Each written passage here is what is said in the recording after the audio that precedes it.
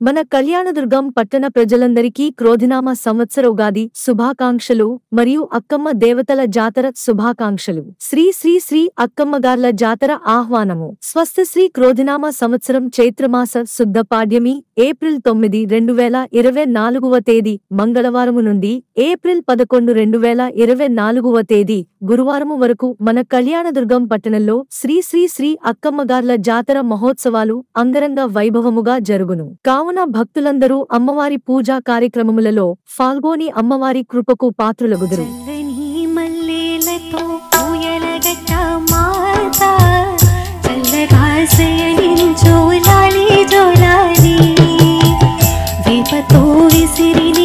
పూజలు చేసే వేళ తల్లి ఊని దూరించో లాలి జోలాలి.